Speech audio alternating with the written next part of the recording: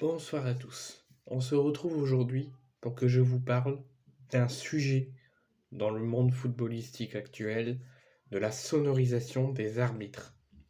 Comme vous le savez, ces derniers mois, la sonorisation des arbitres est apparue, mais pas officieusement. Elle est apparue en mode test. Elle est apparue lors de PSG Brest pour faire un test. Elle est apparue, je parle en Ligue 1 et en Ligue 2.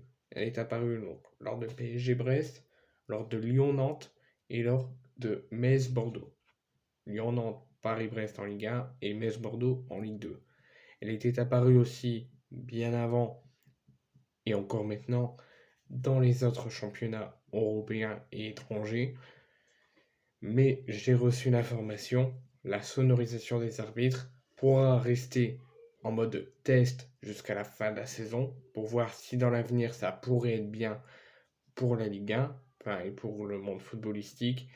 Mais j'ai reçu l'information que la FFF avait fait une demande auprès de l'International Football Association Board, donc l'IFAB, pour que la saison prochaine, pour que déjà jusqu'à la fin de la saison, ça soit en mode test, pour préparer la saison prochaine, pour officialiser la sonorisation des arbitres en Ligue 1, en Ligue 2 et en Coupe de France pour la saison prochaine.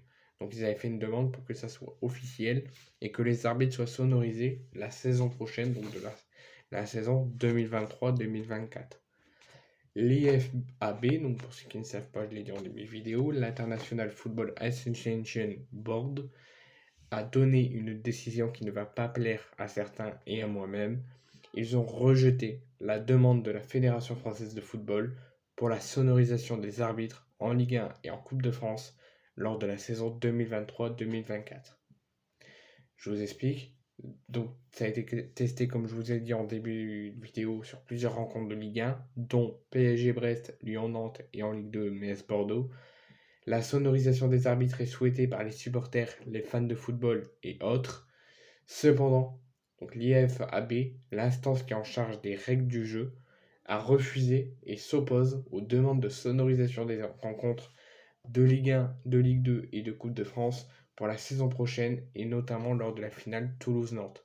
Si l'IFAB avait autorisé la sonorisation des arbitres la saison prochaine, donc saison 2023-2024, ça aurait pu déjà démarrer samedi lors de la finale de la Coupe de France entre Toulouse et Nantes le 29 avril.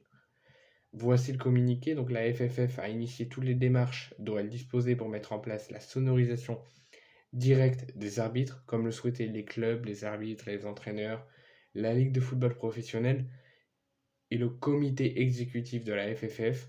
L'IFAB a clairement répondu non.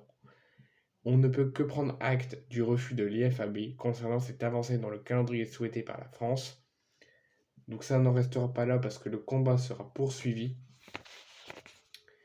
Les instances dirigeant le football tricolore ne comptent pas arrêter le combat. Voici ce qu'il dit. C'est une déception parce qu'il y a un vrai engouement, une vraie demande et un consensus sur le sujet.